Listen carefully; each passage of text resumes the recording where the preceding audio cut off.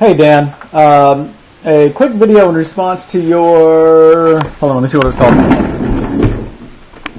Coming to Visit and Music video that you uploaded last night. Let's see, first of all, Coming to Visit. You're coming in on Saturday the 8th, leaving on, what's that, Sunday the 16th? That sounds fine. The 9th, I believe, Monday morning, you need to be over in UW La Crosse. So for a presentation at you actually called her two different things. You called her Lin Wee, and then you called her Lee Win. So I'm not sure which one it is, but her class Monday morning. That's fine. I can either get you over there, or actually I kind of like to hear it, or I can just lend you the Buick. Likewise, going over on Wednesday, coming back on Friday from Madison, I would love to go over. I think it sounds great. So, I mean, actually going over on Tuesday evening, coming back Friday evening. If I can swing it, I'll go. And if I can't, I'll just lend you the Buick and you can go over in Betty. So, I mean, I can keep myself busy. I can swim. I can do all kinds of stuff. Maybe I can even open water swim. How cool. There's got to be a group there, right? Is your friend, oh gosh, what's his name? Sam, is he in town, or is he down in Costa Rica? Somewhere Central America-ish. So, anyway, we can make all of that work fine. Question about playing a concert at Mudby. I think that's fantastic. Do you want to play that first Saturday night you get in, meaning that we'll probably get back here at 3:30, and then you're playing that night? Or do you want to play the last Saturday night, the second Saturday night, I guess, knowing that you have to fly out at 6 a.m. the next day? So think about that. I think a weekend, a Friday or Saturday, makes the most sense in terms of getting the most people. But we could also do it Monday night, Sunday night. Sunday night I don't recommend. Monday night, Tuesday night. Not Tuesday night. You'll be over on the way over to Madison. Friday night, might be pushing it depending on what time you get back. So think about that, what day you want to do it on, and we will plan it. If you have a poster or something that I can start posting around, I can spread the word with all my music people, and we'll make sure that you get a packed house. Also, do you want to play with anyone? Do you want anybody down there who can play with you, or do you want to just do solo? So think about that. If you want other musicians, I can drum some up. Yeah, that was planned words. Anyway, let's see. Possible names. I know what Sarah means. Nothing to see is not, I don't know. It's not inspiring.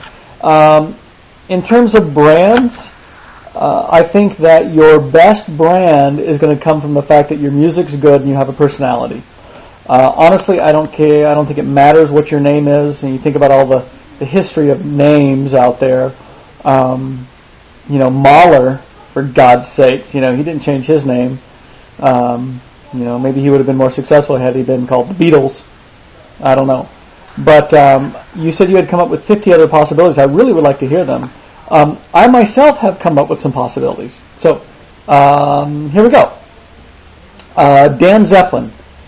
Maybe too iterative or reiterative or whatever you call it. How about the Haugenaut? Kind of like that one. The Rolling Haugs. Let's see. Danny and the Jets. Danny and the Haugtones. That's kind of one of my personal favorites. Let's see. The Violent Dans. Spelled D-A-N-N-E-S. Violent Dans? No? Okay. Haug House Flowers. No? Okay. Let's see.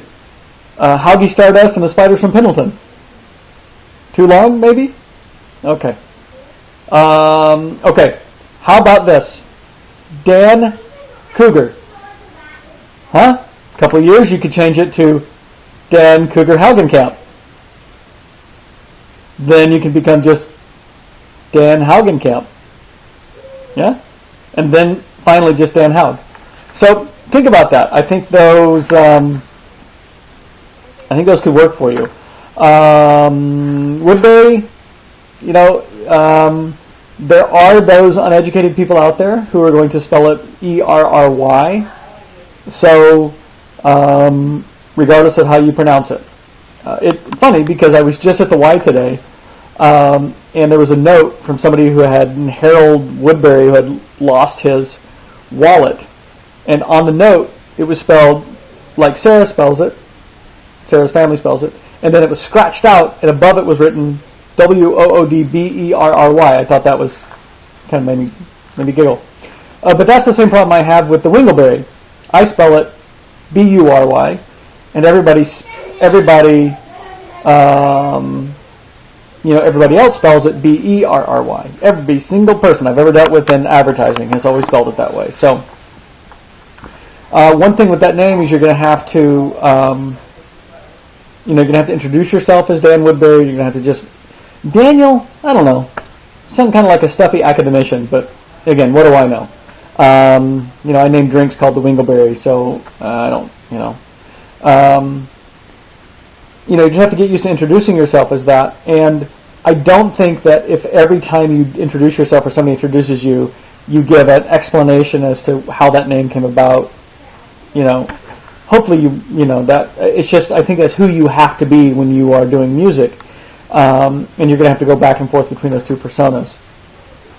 So, in terms of CDs and the music cards, I can't remember what the music cards were, the access cards that you can sell. I guess my real question for you is, what is your goal with this?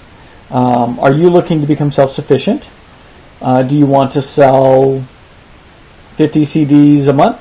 Do you want to sell 50 CDs a year? Where do you want to get to? Because I think only when you come up with a goal that you want to achieve, will it be easier to figure out, how to get there? And maybe you've already, already decided that. Do you want to have, your music recorded by, if you've got somebody out there who's going to pick up one of your songs and record it for, I don't know who.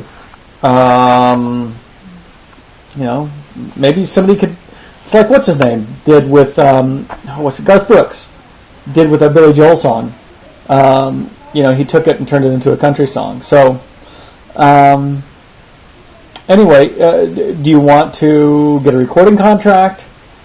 Which of course goes back to the whole publishing industry thing. And so anyway, I'm curious as to what your goals are and where you want to be. Let's see, what else did I have? I think that's it. So answer those questions about the trip. When do you want to play? And what the professor at UW La Crosse's name actually is. And then we'll go from there. So I am respectfully yours in Winona, still dead.